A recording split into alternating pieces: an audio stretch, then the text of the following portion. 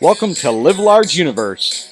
Come on in, come on in. Let's have a great episode tonight with Mr. Kevin Boggs from Illinois. He's probably the first guest I've ever had on from Illinois, so this will be exciting to hear a little bit about some Midwest riding. I know I've had other Midwest riders on before, but never from Illinois. So come on in.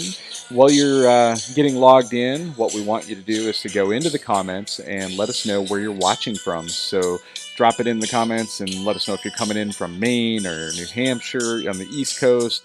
Maybe you're coming in from the Midwest yourself. Maybe you're from Illinois. Maybe you're one of Kevin's friends. Maybe you're from Wisconsin, where he rides regularly, or Minnesota, North Dakota. You might be from the West, California, Washington, Oregon. It's your job to let us know right now in the comments where you're watching from and what in this episode you're excited to learn about some Midwest riding. So feel free up front to drop in some questions about things you've ever wanted to know about riding in the Midwest. But everybody, check this out. This is the Live Large current clothing that's available on our website today. You can get in there and get a hold of a Live Life to the Fullest, make the most of every day, make a difference to others, Live Large shirt. These are available in hoodies and t-shirts, women's, short sleeve, long sleeve, all of the above. And don't forget, all of the profits from these shirts go directly to Erie to support the Live Large University Scholarship Program. So the scholarship program, it's basically, we just sent out a huge batch of emails. I was copied on with a bunch of those emails from Erie, and Erie is putting out new scholarships. I think we're giving away close to $50,000 again this year for the third year in a row. I think it's pushing close to $200,000 we've given away over the last 2 to 3 years now in scholarships because of all of your donations, from buying shirts, from helping out with the Avalanche Alliance sweepstakes. By the way, that's out there and available again. You can get yourself a brand new truck this year, or a Marlon sled deck, or climb riding gear, or fly racing riding gear. All of the amazing prizes are available. So we also have a Jeep. If you guys are off-roaders like I am, I'm actually wearing this shirt tonight. You'll hopefully enjoy seeing it. So get in here, everybody, and let's do a little sharing of the show tonight. And if you share the show out, see, check that out. Got the shirt on tonight. Share the show out tonight, and you'll be entered in to win these saws from Mountain Lab. So we've got some amazing saws that are in my tunnel bag every year, and you should have some as well. So share the show out. Go in the comments. Let us know you're watching from. All of that is going to get you entered in to win. And so we're going to bring you Kevin Boggs here in just a second. So Kevin, if you want to come off mute, I'll bring you on here in 3, 2, and 1. Whoop, wrong button. There we go. Let's try that one. No, that's the wrong one too. 1, 2, 3. There we are. How's it going, buddy? Hey, there we are. Good, John. How are you? Good, good. See, I'm going to scold the audience, though. You ready for this? We've got Sure. a bunch of people here watching, and I've only seen Michael so far drop in the comments where he's watching from. So, guys, we can't start the show without knowing who's watching and where they're watching from. So get in there right now into the comments. There we go. Ian's here. He's saying, so Ian, I know where you're from, but let everybody else know where you're from. But guys, get in the comments right now. Make it happen. Don't forget to share the show out. That's how we make this show amazing. And we give guys like Kevin here a little bit of exposure on all the amazing things he's doing today. So, all right, Kevin, let's try this one more time. We're going to have some people dropping in the comments, letting us know where they're watching from. That means all these family and friends of Kevin, too, not just the normal viewers. Everybody's responsible for letting us know where they're watching from, because I'm just curious. And by the way, it helps drive the show so other people see it. We can't have that. That's not a bad thing. Jason Davis is here. We've got from North Dakota. We have Louise. I hope I'm spelling that right or saying that right, from St. Germain. So probably some names Nice. you recognize, right? So we got Mike Morrison from British Columbia. We got Michael here from Utah. Who else? Amy is here. You know Amy. I think I bumped into you and Amy I at the do. same time. Yeah. She's here from St. Germain as well. And we have Awesome. Hi, Amy.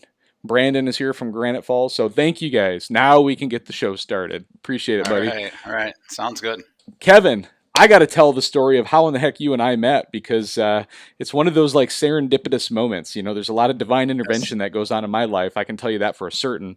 And Sure. here I was, a week or two before Heydays, and you and I somehow got connected on social media finally, right? Isn't that what you remember too? You actually called it out when Correct. we first met at Heydays. You're like, well, Correct. Yep. we just had a friend request here the other day or the other Oh, week or whatever yeah, it was. you sent me a message first. Somehow I Yes. probably stumbled across somebody who had shared you or said something or commented on you, and I thought like I must need to know this guy too. And then Right, right. turns out we were all hanging out. I think it was Friday night was the first time we bumped into each other. It was the Yep. night before the big show opened on Saturday, and we were hanging Right. around at the band and Yes. sipping on an adult beverage, and boom, Yeah. we just Correct. got dropped into each other's lives at that moment in time. Yeah, yeah, it was pretty awesome. Yeah, it was cool meeting you. I recognized you from, from when we were walking up. So I'm like, hey, that's John. I was excited. I'm like, And you still nice. walked up. You didn't run away. That's Yeah, good. no, I didn't I'm run. so I didn't thankful run. for that. Yeah, right. Here we are. And here we So are. No, that's yeah. awesome. So yeah, I mean, it's one of those things that the more and more I get to know you, and the more I hear your story, the more I'm like, we were destined to meet for sure. And I'm so excited to share your story with everybody else here. But Well, I'm excited as well, and I really appreciate you having me on. So it's super cool. my So absolute pleasure, sir. All right, well, let's get it kicked off with learning a little bit about who in the heck is Kevin Boggs. Give us the lowdown. Like, what do we need to know about you before we dive into the good stuff? So, all right. Well, like I said, my name's Kevin Boggs. From the Midwest, Illinois. That's where I grew up. So I was where I was born. A little town called Shanahan, Illinois. Really small town, like 5,000 to 6,000 people. So mostly cornfields, things like that. Grew up riding. We did actually have a lot of riding down here in our area, believe it or not. nice. We we did try. We actually have a really nice trail system right outside our door in Shanahan. Um, there's a snowmobile club here. It's been around since like the early 70s. My parents have been in the club. I'm a member of the club. It's called the I&M Trailblazers. We have like 60 miles of actual trail. We have groomers. I mean, we got it all. So it's right here in Illinois. So it's kind of fun. Grew up doing that. Spent a little time in Wisconsin. Moved there when I was in middle school. So that's kind of where like really put down some like riding roots. I was able to get my snowmobile safety license when I was 12. Met a lot of great friends there in Wisconsin, up in St. Germain. Yeah, Actually was able to ride my snowmobile to high school in Eagle River. So like we would get up at yeah. 5 o'clock in the morning, jump on our sleds. We would all meet at my buddy's house. His dad would cook us waffles, and we would ride on to school. It was like super awesome. So Yeah, that's one thing that and you and I chatted about this a little bit in kind of our pre-show discussions. Is you know, so much of my show and so much of what I do nowadays is all focused on Western mountain riding. And I'll be honest with you, it's for sure my favorite thing. But I got to tell you, like, I miss the Midwest riding, a lot of it. As I grew sure. up in central Minnesota, and things that you're referencing, I just have so many fond memories of. I literally, I remember I was 19 years old. Like, I was riding my whole life, right? But like at 19 years old, I bought my first like brand new sled with my own money, kind of Sure, was like sure. that, I wasn't riding like a 20-year-old sled, finally for the first time, right? Yeah, And yeah, I remember I rode that thing to work. I'd go out and hang out with friends. Like you could literally, when you're in the Midwest, at least where I was at, and it sounds like where you're at too, is you can literally just open your garage door and go and go. ride. Yeah. Like, and it's like Minnesota. I don't know how many in Illinois, but like Minnesota, it was like 22,000 miles 22,000 miles of trails across Minnesota. And it Yes. was like a highway network. Like you could just pull out, you could do an overnight trip if you wanted to and go like hours and hours and hours away, spend the night and come back the next day or do a big loop. Or you could just go out for lunch for the afternoon. On Sunday after church, you'd get in and go eat lunch Yeah. somewhere and have a Yep. burger. So, Yep. Absolutely. It's a form of transportation for people. yeah, Not just a recreation. Some people use it as a form of yeah. transportation. Yeah, So yeah. And as promised, I told you like the show's just going to be fluid here. We're going to talk about whatever just comes up, and I think let's just dive into that a little bit. Is let's talk a little bit about that Midwest riding experience and what it is that I know you even told me before the show like you got a kind of a batch of list of some notes there, but talk about the trail network in your area and where you ride in Wisconsin as well too, and dive into that and what's the draw for you of Midwest riding? well, like I said, I grew up around it from my parents. We would travel to Wisconsin every year.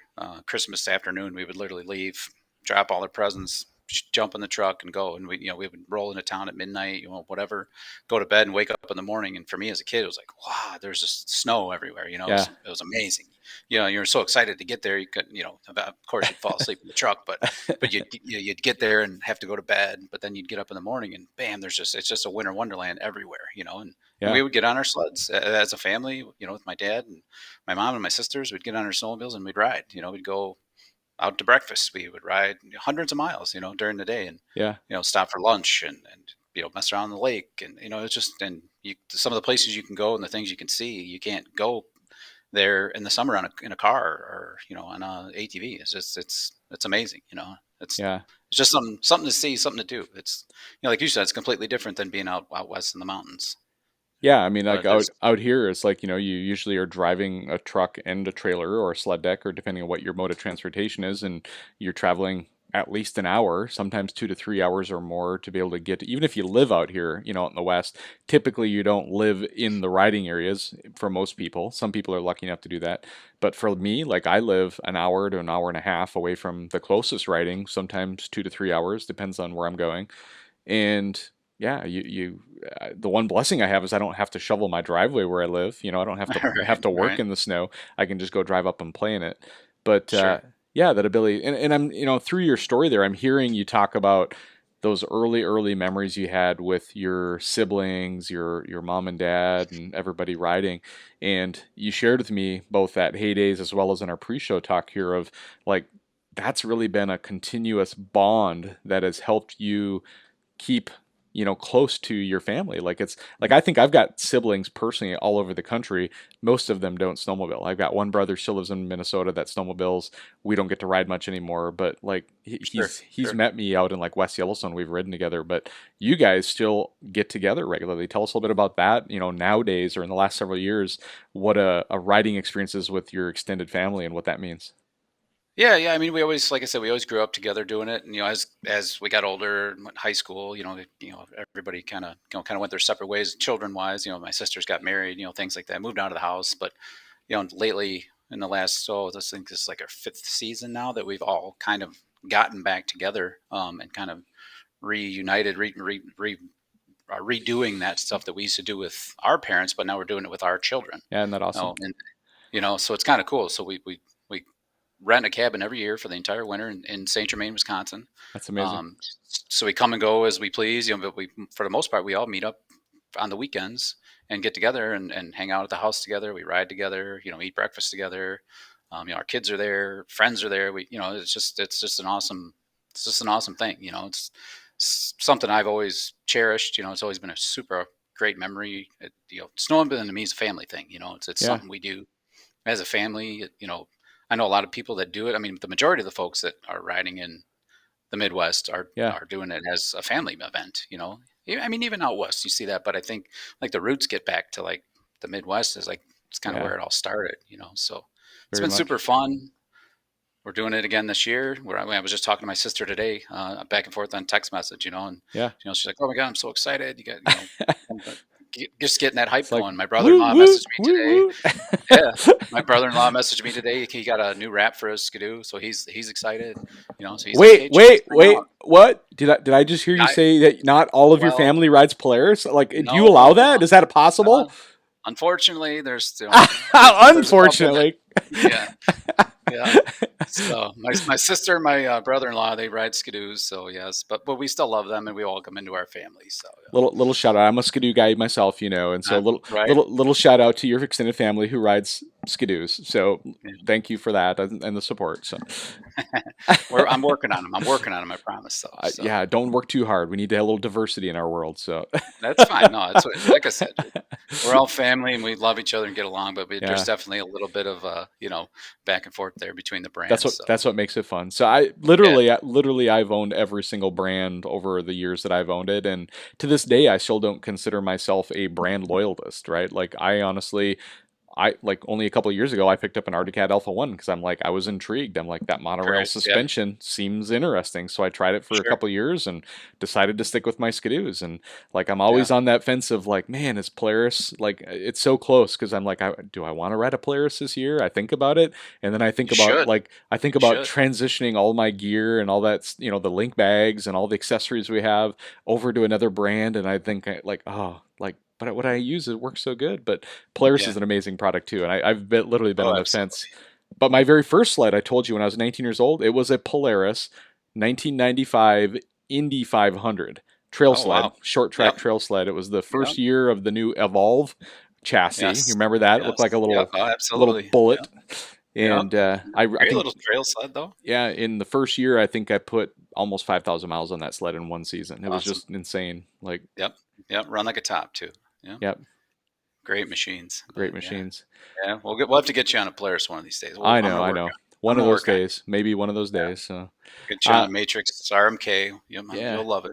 So what Yeah. else do we need to make like sure everybody knows about Midwest riding? I think you were sharing with me before the call here a little bit about all of the community events that go on, like radar runs, racing, different. Go into that a little bit and tell some of the culture of the Midwest riding and what goes on there. If Yeah, you, sometimes when you ride in the Midwest, there's ice, but there's no snow. So yeah, what are you gonna do then? We're still gonna ride our sleds, right? So yeah, we get together in the lakes. Like there's ice, there's races all the time. There's radar run events all over the Midwest. People they do all kinds of charity events.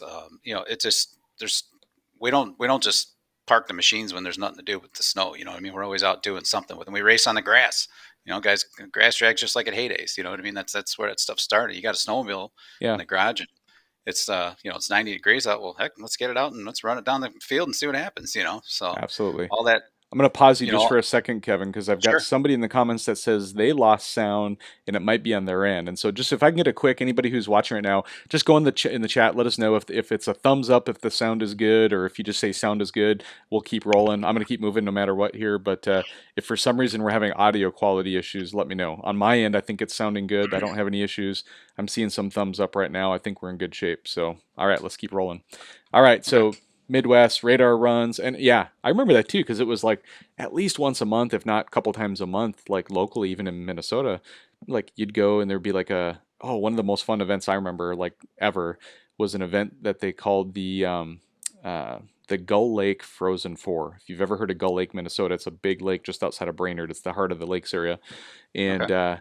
a bunch of the businesses in the area put together this kind of annual event, and it was like tennis or not tennis, but golf with tennis balls. That's where the tennis part came in.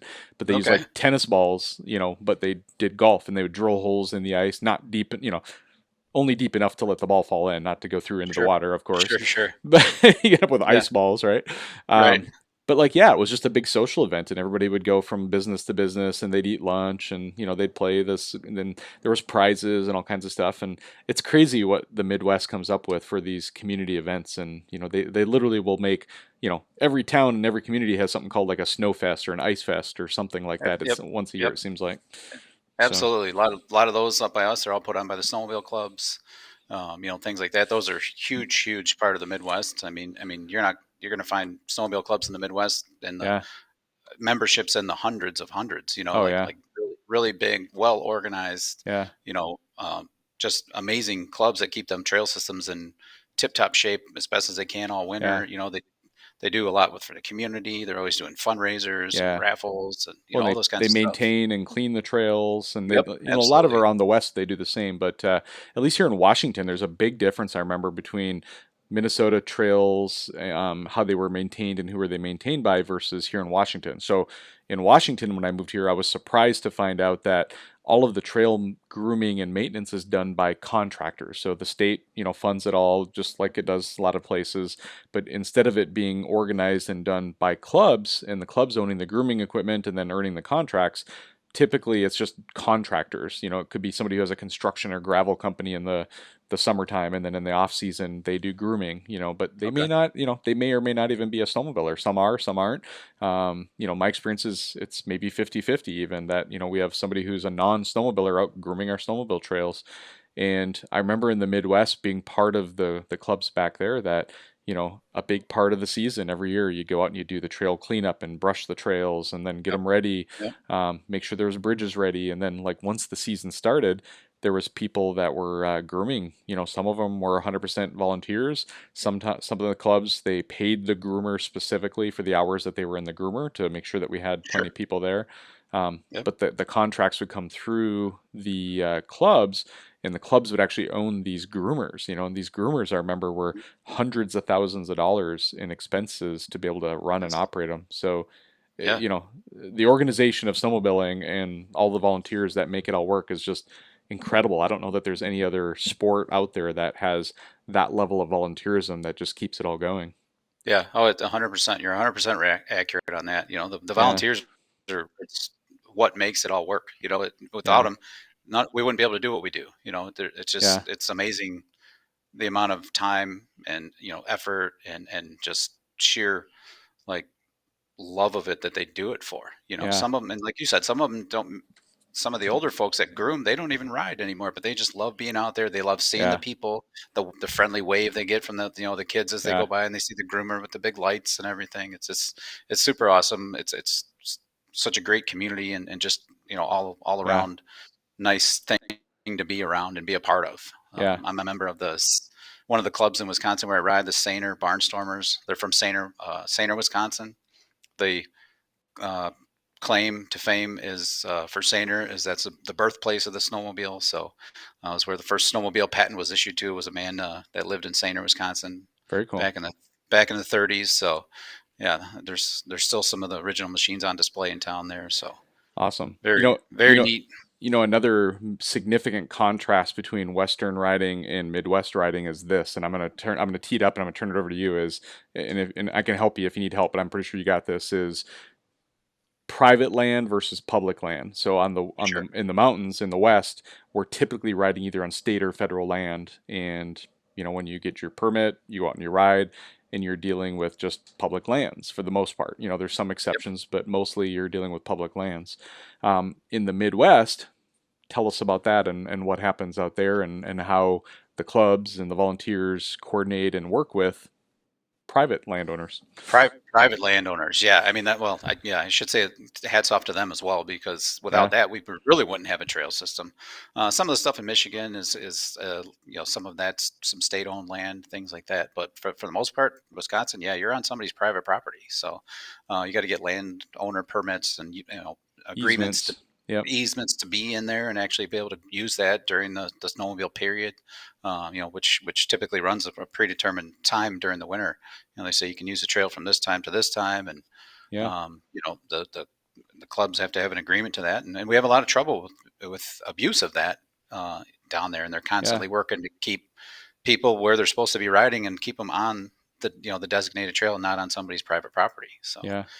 it's tough, and so they have their work cut out for them. That's for Yeah. sure up there. And I literally just read an article online the other day about up in Michigan about a trail that went through private property. It was a ski resort, Yep. and the ski resort changed ownership, and all of a sudden, one of the busiest trails in the entire United States is now not available to snowmobilers anymore, and it's Yes. causing a pretty big, kerfuffle. Let's say it nicely. Yes. Um, You're 100% correct. Up in Upper Yep. Michigan, right? And so that Yep. happens. The people don't realize is that happens all the time. Yep. When the snowmobile clubs they work with private landowners to try to get those long-term easements that even if the land ownership transitions, that it's still written into that work and that land deal. And so endless hours go into Yes. negotiating and maintaining relationships and partnerships.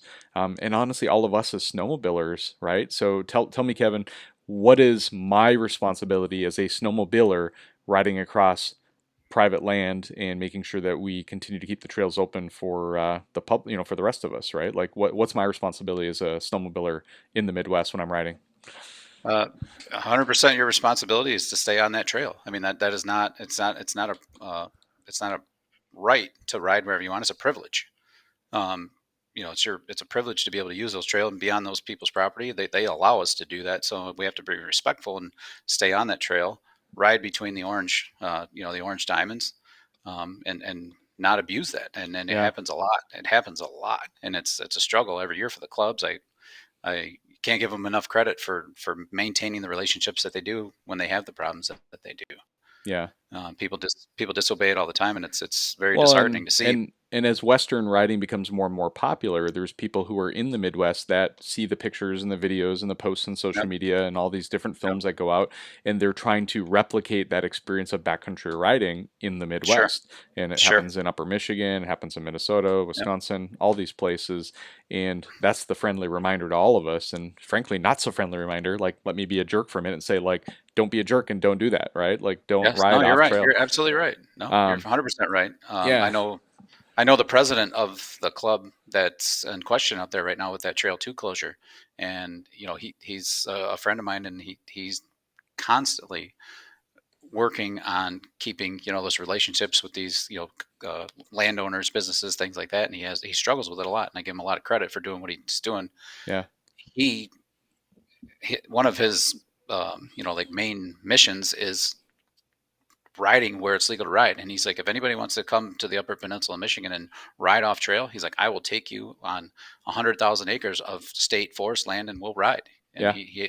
he runs a nice business doing that. And he does tour guides and stuff. He's like, but if you're riding on the trail, stay on the trail. Yeah. It's not that hard. It's pretty easy to do. Yep. Awesome. Well, I think we're about ready to transition out of why we want to ride in the Midwest into some more cool topics. So, anything else Sure. we need to cover before we jump out of the topic of why Midwest West riding is unique and cool and interesting? I mean, other than, yeah, it's the birthplace. That's where we all started. You know what I mean? Yeah. That's where Yeah, I snowmobiling mean, came from. for everybody, you've got the main manufacturers. You have Arctic and Polaris, both based out of the Midwest. Minnesota. Minnesota. Yeah. They're both of the factories are up there, and their corporate offices are out of there.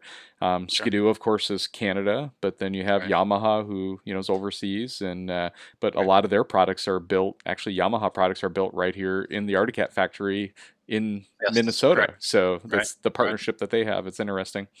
Right. Okay, well, let's jump out of that. And, one of Sure. the things that we talked about earlier was family riding. And I think, one of the key things we really want to talk about tonight is, your immediate family that you have that still rides with you. Tell us a little bit about your current family and your rides and everything there. And then we'll transition over into the wrap that you have on your sled, and we'll talk about what that means, and we'll go into that. So, Okay. Yeah. So my currently it's when we go up to Wisconsin, it's me, my wife, my son, and my daughter, and my two stepdaughters. We've been okay. riding together now for oh probably 4 to 5 years now. The kids are getting older. They've all gone through their safety courses, getting their licenses and things like that. So they're allowed to operate a machine on their own instead of having to ride, double up, two up on the back. So now everybody's got their own sled. We all ride our separate sleds, except for my daughter Addie. She's 10. She still rides on the back with me. But yeah, we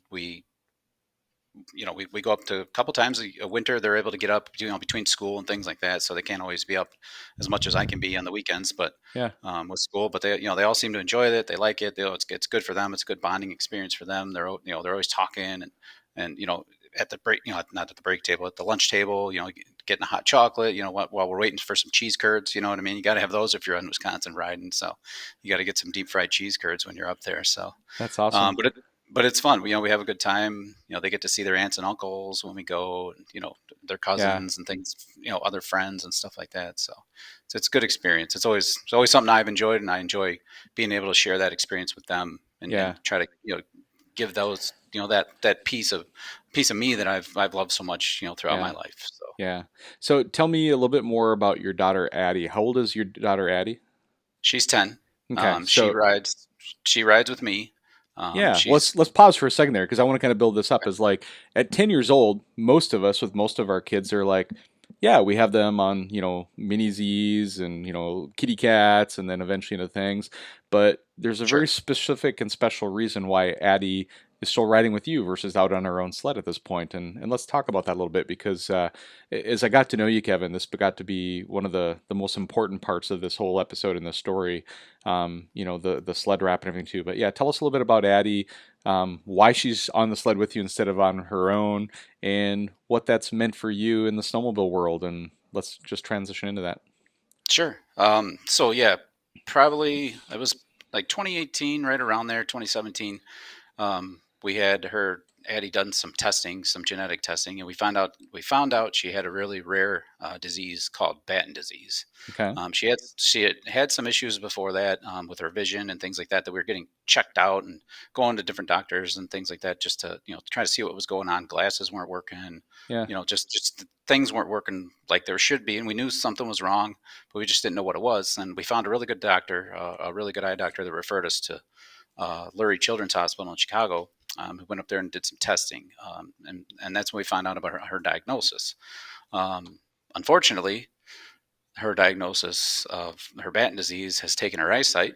It's one Wow. of the side effects, and the worst part of the disease is there's no cure, and the disease is fatal. So that really,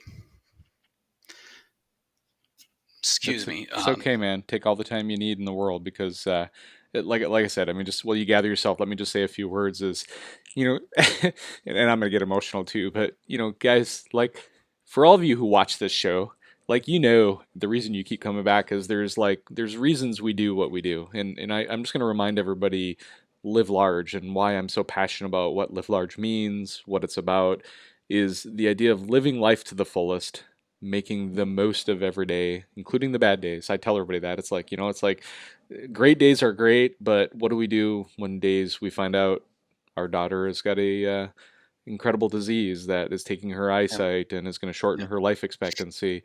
And then also, what do we do to make a difference for others, right? Like that is the foundation and the core of what Live Large is.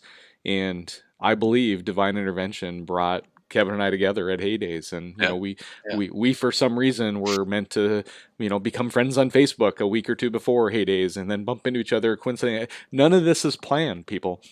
And right. for us to I be here agree. today and to be able to tell Addie's story and to honor her and to maybe just enlighten some folks on what Batten disease is and how we all through the sport of snowmobiling can change people's lives for the better, including Addie. Like I guarantee you, Addie, her rides on the snowmobiles is probably some of her best days. I would guarantee it. So Yeah, yeah. I mean, she grew up just like the rest of the kids, riding on the kitty cat and yeah, things like that, and she loved it. She was a natural at it. Actually, she was. I don't know if my son's watching, but she was when she first got on, she was better than him. yeah, she jumped on and she just knew how to give it the throttle and turn and do her little thing. She had her little bubble helmet on, and she just had a ball. She would go around in circles and circles, and I'd be yeah, like, "Are you tired? Are you tired? Do you want to stop?" She's like, "Nope," and she would just keep on going. yeah, So now, now that she's, not able to see anymore, I have the two up seat that goes on the back that just, attaches right there, and she rides with me. yeah. I don't think she enjoys it as much as she used to, which probably for good reason. Of course. Yep. But she's still a trooper. She likes, she'll go out with us. She likes being around everybody. Yeah. I think most of that is just being around the family and her aunts and uncles and cousins and things like that. So, getting out and, she likes to play the games when we stop for lunch at, one of the rest stops or, but there's claw machines. She loves doing those and, Yeah. things like that. So I think she still enjoys it. And I want to be able to give her that enjoyment as long as I possibly can. And, Absolutely. and, and I want to be able to spend that time with her too, Yeah. so. And Well, just to show, like you said, the whole live large thing. I love it. Because this is what we're doing. We're living. yeah. We're not sitting down. We're not Yeah. waiting It's around and feeling bad. We're out there doing our thing, yeah. living life to the fullest, and giving her the best life she can have. Yeah. And Well, that's all I can ask for. and I think, I'd love to just say a very general statement out loud here for everybody watching, right? Like, if you're here listening and watching, whether it be, live, type in live. If you're here later watching this as a replay and you're still listening to the show at this point, please drop it in and let us know you're watching as a replay and just drop it in the comments because here's what I want you to know, everybody, is that there is not a single person on this planet that you interact with, whether it be at work, whether you be at Heydays, whether you be walking down the street, at church, or whatever it is, right? Thank you, Edith. Drop it in live, drop it in later if you're doing a replay. But right now, let us know if you're here live. And I want to make sure you're hearing this and appreciate the fact that there is no such thing as a person in this planet that doesn't have something broken in their lives, right? And that's the one thing that makes us all human. Like I mean, I've shared very broadly and publicly, with people that when I was 10 years old, that I lost a sister to suicide. She was 15 years old, and she had some tragic things happen to her as a young child. That just unexcusable and things that shouldn't have happened, and it affected her to the point where she felt like taking her own life, and depression that she dealt with and everything was the better option. And of course, in hindsight, we think of it as that's not. And I mean, here I am at Heydays talking to Mr. Kevin Boggs, and as far as I know, I'm just talking to another snowmobiler who happens to like snowmobiling, and he's a Polaris Ambassador. And like, it really is this connection to Kevin through his daughter that has gone from making this kind of a superficial relationship to now a Kevin's my friend. Like, this is what life is about, people. And take the time to look around you in the room. Take time to reach out to people at work and just get to know them a little bit and ask them some questions because I guarantee you, if someone's having a bad day around you, like just think about this live large thing, and what we can do to make the day a little better for them and make a difference to them. And I mean, Kevin, it's like I guarantee you that people in your life who take the time to acknowledge your daughter and your situation are the people that you really connect with the most versus people who maybe Absolutely. would steer away. Because I think a lot of cases, a situation like this, it would be really easy for, I think, an average normal person, which I've never considered myself normal, just to be clear, but like, I think a lot, and I'm sure you run into this, Kevin, where it's like you share your story about your daughter and people just don't know what to say and how to act and how to interact. And so Sure. they almost avoid the subject. I guarantee you that Sure. happens to you, right? Oh yeah. Oh And yeah. that's not bad either. Like it is what it No, it's not. is, right? Yeah. Yep. But I but agree. but what I encourage humans to do with each other is to support each other and to lean into these conversations and to get to know, because really people, like, if you can support each other, it doesn't matter if it's a sibling, a friend, a brother, or whoever it is, just a coworker. When you can lean into these kind of conversations and just be there for people and listen to them, you don't have to fix their problems, because heaven knows sometimes only God can fix these problems, right? Like we can't, it's not, sometimes there's just nothing we can do other than just be there to support each other. But it's so important, and it's so important. And I'm just honored to have you here, Kevin, and to share Addie's I story. appreciate it, John. Yeah. I really do appreciate it. Yeah, Yep. absolutely. And Addie, I hope you're here listening. I guarantee you she's probably going to listen to it later. If she isn't listening to it now. And I just want to say, Addie, I'll replay it for her, but yeah, she's yeah. actually at in Ohio right now with her mom. She's All down right. there getting at the it's the Children's Hospital in Ohio. She's actually down there getting some doing her like Yep. annual checkup with her specialist down there. So Yeah. she's No. down there tonight. Yeah. But Addie, if and when you hear this, I just want to say hi and let you know that we're all thinking about you and praying for you, and hope you live large and live your best life. So Thank you, John. awesome. Appreciate it. So tell Super us good. about this wrap and your mission to kind of spread some information around Batten disease. Like you put a special wrap on your sled just this year or the year Yes. before or when? Yeah, actually, just this April, I got my sled in the end of April, middle of April. So I got to work on it right away. I had the vision for a long time. I've always wanted Yeah. to put something together. Just try to get that out there. Like I wanted to put it out in the snowmobile community because I love the snowmobile community. It's full of awesome people, really good, down to earth, just caring people, and they're my kind of people. That's who I wanted to bring this to and present this to. So I got a hold of Arctic FX. I got them to do a custom wrap for me, kind of based on one of their ribbon wraps that they already had. But I didn't want just the run of the mill wrap. I wanted it to be full custom, all about Addie and all about the Batten disease and just raising awareness for her and for the disease. So um, fully custom. It's got a teal ribbon. Teal's the color Yeah. for Batten disease.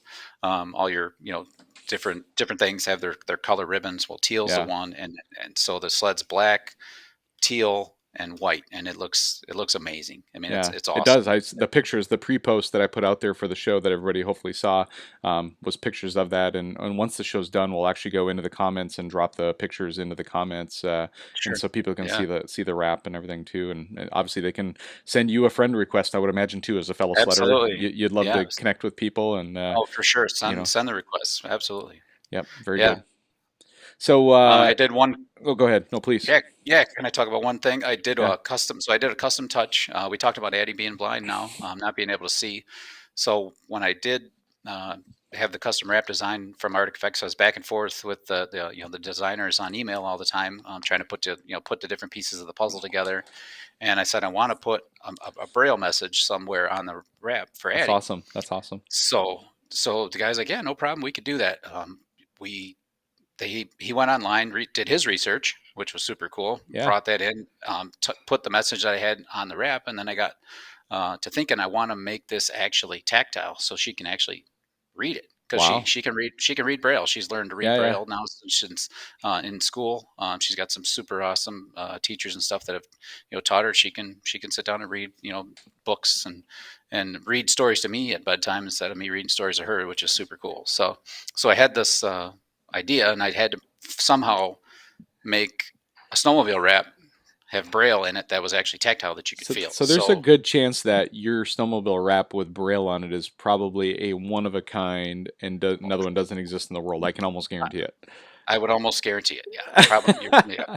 Yes, How cool is absolutely. that? How cool is Yeah, that? That is so yeah. cool. So, So yeah, me and my buddy Brandon, we work on sides of my garage. He's the one to help me install the wrap. So we were experimenting with ideas and things to put underneath the vinyl and heat yeah. shrink over it. We tried BBs from like a BB gun. They didn't work so well. Um, the the funny part of the story is that we actually found that those little bitty plastic googly eyes that you can use for crafting Okay. worked perfect. Oh, So sweet. so as ironic as it sounds, a little googly eye actually enabled my daughter to read the braille because she can't see. So it's kind of funny to me that we actually used something like that to put Yeah. underneath the vinyl. And when I heat shrinked over it, and with the heat gun to get the glue to stick, it's perfect. It came out literally perfect. So when I brought it out to when I showed it to her, because we kept it hidden from her for a long time. So when I brought it out and showed it to her, I was able to put her hands up on there, and she could feel it and read it with her hands. And I wrote her a special little message for her. So That's amazing. That's amazing. yeah, she thought it was cool. So Yeah. super Well, cool. and She and was and, excited. and something else I'll just layer into this, guys. Like another life lesson I just want to throw out there on the table for all of us who are watching this. Again, if you've already said live and you're great, I appreciate it. Later when you're watching, if you haven't already, please drop in replay and let us know because these are important things I want people to share. Is the idea of service to others and giving to others, right? It's like I think so many people go through life trying to figure out how to be happy, how to find success, and how to live a life that, they're very fulfilled with, right? And what I hear you doing, Kevin, is a life lesson that I've tried my best to live. Like every day I work at this, right? It's like this idea of living a life of service, right? And so I hear you not so much worried about making a wrap that looks cool for you and has your Polaris Ambassador logo, which we're going to get to that in a minute, by the way, your Polaris Okay. Ambassadorship. But like there's so many things that you could do that would be just self-focused to drive, passion for yourself, right?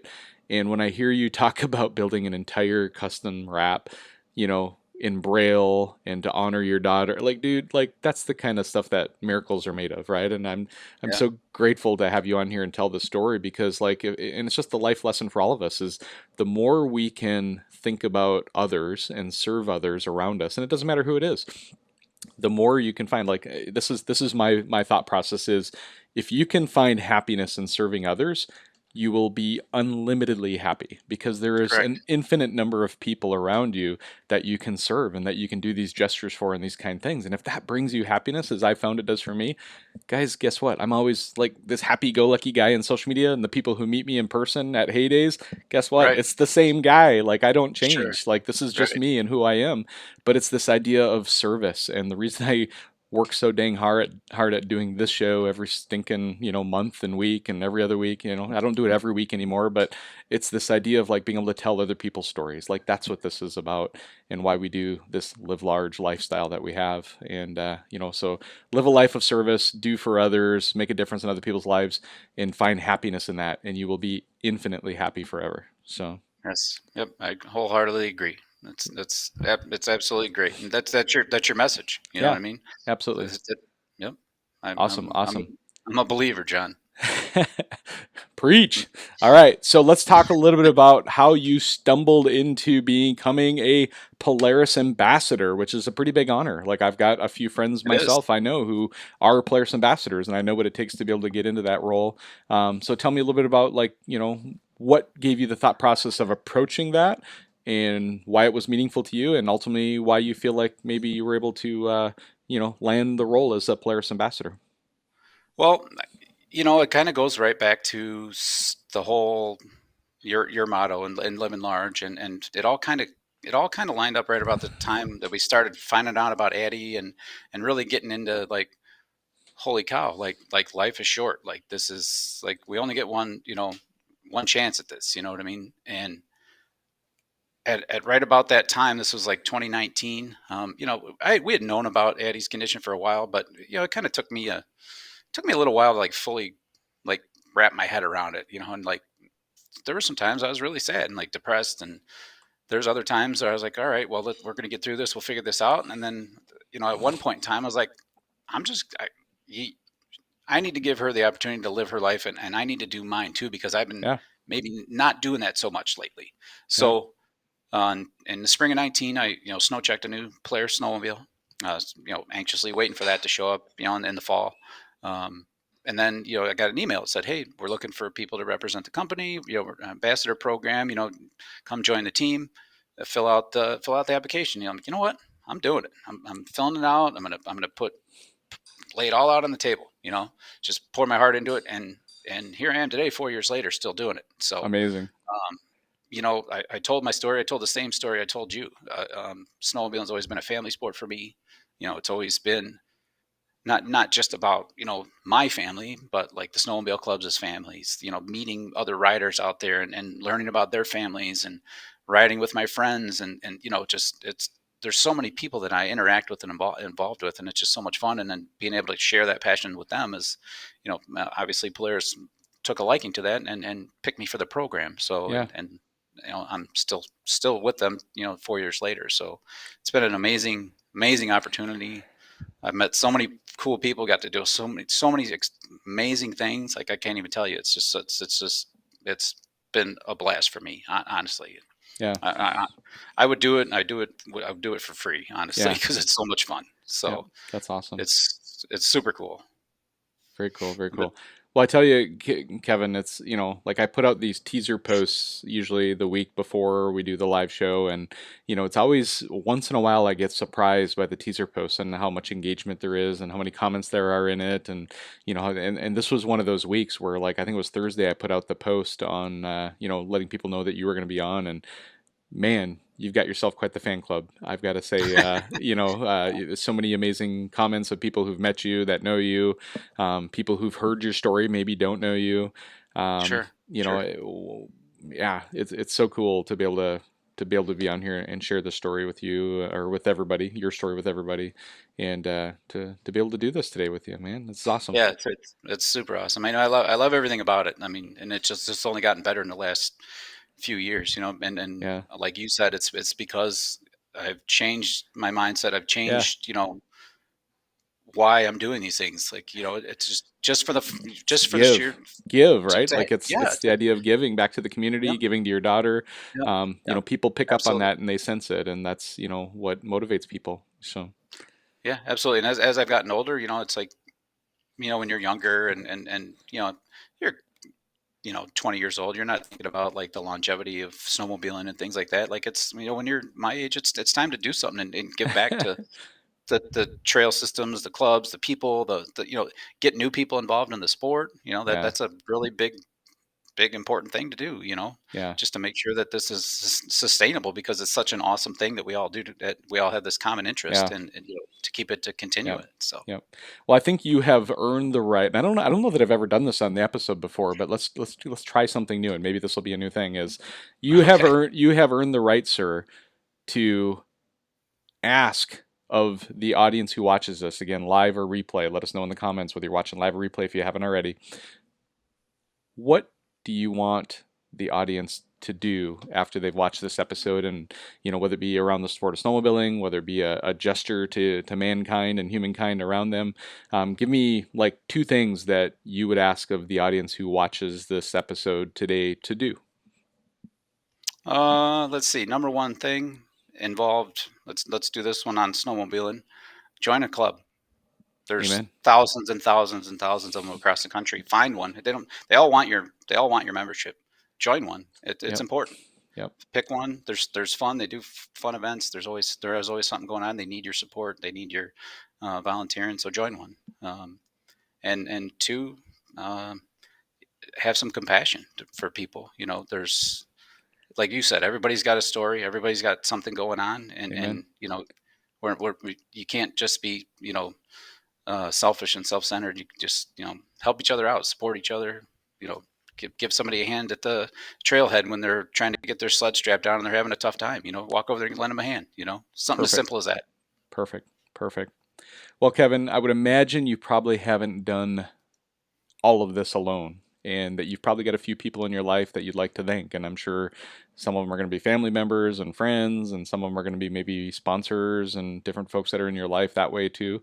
Let's just go through the quick list of folks you'd like to give a shout out to and a thank you to before we wrap this up? Sure. I'll start with family. Like, my dad, obviously, for getting me that kitty cat back when I was a kid. You know what I mean? Like, that's probably where it all began, obviously. So, I enjoyed it every minute of it since then. But my parents for taking us on them trips and things like that. My wife, she actually encouraged me back, a couple of years ago to just go buy a new snowmobile. Like, quit messing around with this old junk you got and Yeah, go buy a new one. You know what I mean? So, her, my friends, my family for keeping together, all these years and staying together and doing all that riding together. It's just so many good memories. Polaris, can't thank them enough for letting me in this program. It's been amazing. Die-hard Polaris fan my entire life, and this is like the icing on the cake for a guy like me to be able to work with a company like this, and that does so much for the community, so much for the sport as a whole. yep, There's not many other companies that are doing what they do out there in the snowmobile community, giving back. So, yeah, Climb, I've been working with Climb for 2 years now. I mean, great. I mean, it's the best riding gear on the planet, in my opinion. Um, been fantastic. Ride Wisconsin, the sled brand. These guys are super cool. Been with them a couple of years now. They got some great clothing. They do a lot of charity events as well. Um, Super awesome working with them. I really want to thank my dealers, uh, Jim and Linda and Brian from Leone's Polaris in Peru, Illinois. They are amazing. They take awesome care of me. Couldn't do that. Couldn't do this without them. It's like you said, things happen for a reason. yep, I met Jim and Linda and Brian a few years ago when I bought my ordered that snow check that new sled, and we've been like great friends ever since. Been super involved in their dealership, helping them plan events and do things, and it's just they're the most amazing people in the world. They're snowmobile diehard yep, from day one. They're not just selling products; they actually ride the products. They preach what they preach what they sell. yeah, It's been fun. It's been super awesome, and I just everybody else that follows me online and Instagram and things like yeah. that, appreciate every one of you. So. Awesome. And I would imagine you have a pretty damn good support system at home to be able to make this all work, right? Oh yes, absolutely. Friends, family, everybody. So yeah, and it's fun seeing everybody that neighborhood friends and things like that, and how many times the snowmobile conversation comes up now, and just people that like, well, yeah, I remember back when I was a kid we used to snowmobile, and I seen you make a post on Facebook the other day about this and that, so it's fun to see that interaction and kind of get those conversations going at All right. functions and Very good, very good. Well, thank you to you and your wife and your extended family and everybody who has supported all of these endeavors that you've tackled on, and continue to support Addie too. And we're all cheering yes. for Addie to, Well, to make the most of it. And so I'm gonna just wrap this up with the way I wrap up every single episode. And I think tonight it's just exceptionally appropriate. And let me just tell everybody to live large and God bless you. God bless you and live large, everybody. Have an amazing thank night. Kevin, you hang on. Say goodbye if you want to everybody, and then you Thank, hang on for a thank you, minute. John. Thank everybody for watching. Yeah, thanks all. This has been an amazing experience. I really appreciate it, John. It's been super cool. My pleasure, sir. All right, you hang on, and I'll talk to you on the flip side. Sounds good.